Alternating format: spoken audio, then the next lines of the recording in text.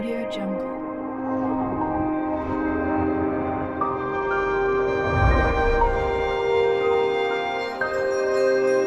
Audio Jungle.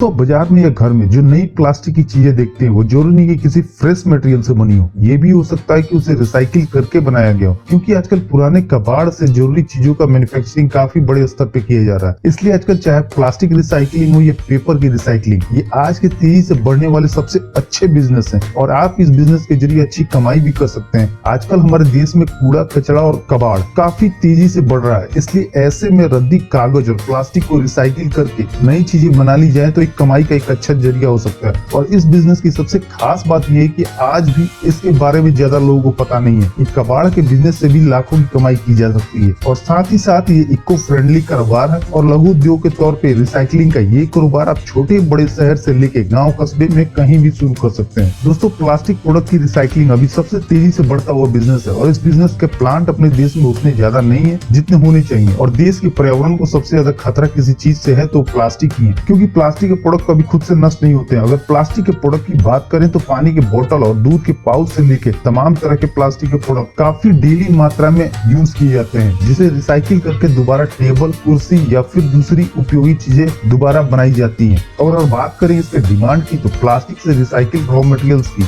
Manufacturing company में बहुत ज्यादा डिमांड है, क्योंकि ये फ्रेश मटेरियल से काफी ज्यादा सस्ता पड़ता है और इसलिए लोग इसे खरीदना पसंद करते हैं। दोस्तों, अगर बात करें प्लास्टिक के दानों की डिमांड की जिससे प्लास्टिक के प्रोडक्ट तैयार किए जाते हैं और जिसे ग्रेन्युअल्स कहते हैं, तो रिलायंस, एलजी, गेल इंडिया प्लास्टिक के दाने बनाने वाली बड़ी कंपनी है और डेली मार्केट में रेट इनके द्वारा ही डिसाइड किए जाते हैं और डेली इनके रेट अलग अलग होते हैं। इन्होंने हर बड़े शहर में अपने स्टॉकिस्ट बना रखे हैं और उनके जरिए ही पूरे देश में प्लास्टिक के दाने सप्लाई किए जाते हैं। और केवल कुछ बड़ी कंपनियों के द्वारा मैन्युफैक्चरिंग की वजह से मार्केट में प्लास्टिक के दानों की हमेशा शॉर्टेज बनी रहती है। इसलिए जो बड़ी फ्लेक्सिबल पैकेजिंग और दूसरी बड़ी प्लास्टिक मैन्युफैक्चरिंग कंपनी है वो चाइना या दूसरे देशों से प्लास्टिक के दानों के कंटेनर इंपोर्ट कर लेती है। लेकिन रिलायंस और दूसरे बड़ी कंपनी को ज्यादा और कैश प्राइस की वजह से छोटे और मीडियम लेवल के बिजनेसमैन की मजबूरी हो जाती है रिसाइकिल प्लास्टिक के दाने को खरीदना और ज्यादा डिमांड और कम सप्लाई की वजह से रिसाइकिल दानों की डिमांड काफी ज्यादा बनी हुई है। दोस्तों, अगर आप थोड़ी जानकारी पता कर ले और केवल 4 से 5 प्लास्टिक मैन्युफैक्चरिंग कंपनी से बात कर ले तो मेरा दावा है कि आप प्लास्टिक के दानों के स्टॉकिस्ट बन के भी काफी अच्छे पैसे कमा सकते हैं। वैसे दोस्तों, इसे हम किसी और वीडियो में डिस्कस करेंगे। और अगर बात करें प्लास्टिक रिसाइकिल बिजनेस को स्टार्ट करने की तो इस बिजनेस को 2 तरीकों से स्टार्ट किया जा सकता है। पहला ये कि अगर आपके पास फाइनेंस की प्रॉब्लम नहीं है तो आप खुद का मैन्युफैक्चरिंग यूनिट लगाएं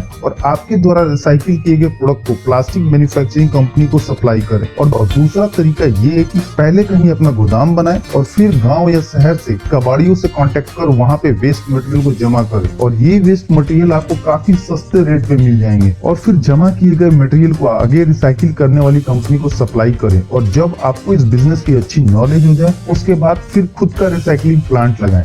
सरकार भी ऐसे बिजनेस को काफी सपोर्ट करती है और ऐसे बिजनेस के लिए लोन और सब्सिडी के लिए भी अप्लाई किया जा सकता है। तो चलिए दोस्तों, देखते हैं ये खराब या वेस्ट प्लास्टिक के जरिए कैसे तैयार किया जाता है प्लास्टिक के दानों को, जिससे कि प्लास्टिक के प्रोडक्ट तैयार किए जाते हैं। दोस्तों, अगर बात करें खराब प्लास्टिक से फ्रेश बोतल बनाने की तो उसके लिए सबसे पहले बोतल या दूसरे प्लास्टिक के प्रोडक्ट को क्रश किया जाता है प्लास्टिक बोतल क्रशर मशीन के जरिए। और ये मशीन बिल्कुल बारीक क्रश कर देती है प्लास्टिक बोतल या दूसरे प्लास्टिक के प्रोडक्ट्स को। और क्रश करने के बाद जो क्रश किया हुआ प्लास्टिक नीचे बिक रहा है उसे फ्लैक्स कहते हैं। और दोस्तों, बाजार में आपको ये मशीन अलग अलग प्रोडक्शन कैपेसिटी की मिल जाएगी और आप अपनी जरूरत के हिसाब से ये मशीन खरीद सकते हैं। आपको जितनी कैपेसिटी का प्लांट शुरू करना है उतनी कैपेसिटी का मशीन खरीद सकते हैं। दोस्तों, आप इस मशीन के जरिए 20 केजी पर घंटा से लेके 2 टन पर घंटा तक प्लास्टिक के प्रोडक्ट क्रश कर सकते हैं। वहीं दोस्तों, क्रश किए गए प्लास्टिक के बोतल या दूसरे प्लास्टिक के फ्लैक्स को कास्टिक सोडा और दूसरे केमिकल की मदद से साफ कर लिया जाता है और फिर उसे सुखा लिया जाता है और फिर सुखाए गए प्लास्टिक के फ्लैक्स को एक्सट्रूजन मशीन के जरिए दोबारा प्लास्टिक के ग्रेन्यूल्स बना लिए जाते हैं। दोस्तों, जो मशीन आपको वीडियो में दिख रही है, आपको मशीन के बने हॉपर में प्लास्टिक के साफ किए हुए फ्लैक्स को डालना होता है और मशीन के द्वारा मैन्युफैक्चरिंग शुरू हो जाती है प्लास्टिक ग्रेन्यूल्स की। दोस्तों, आपको ये मशीन अलग अलग प्रोडक्शन कैपेसिटी के साथ अलग अलग प्राइस में मिल जाएगी और ऐसे प्लांट को आप 2 या 3 लोगों की मदद से चला सकते हैं। और जो मशीन आपको वीडियो में दिख रही है उसका कॉन्टेक्ट नंबर आपको वीडियो को डिस्क्रिप्शन में मिल जाए और मशीन को ऑपरेट करने की ट्रेनिंग आपको मशीन के सप्लायर के द्वारा ही मिल मिल जाएगी। और आप चाहें तो ऐसे प्लांट की शुरुआत आप फुल्ली ऑटोमेटिक और सेमी ऑटोमेटिक मशीन के जरिए भी कर सकते हैं और आप अपने बजट के हिसाब से मशीन खरीद सकते हैं। और अगर बात करें इसके द्वारा होने वाले प्रॉफिट मार्जिन की, तो थोड़ी जानकारी और अच्छी मार्केटिंग स्किल के साथ 40 से 50% का प्रॉफिट मार्जिन कमाया जा सकता है, जो लोकेशन के हिसाब से थोड़ा ज्यादा और कम हो सकता है।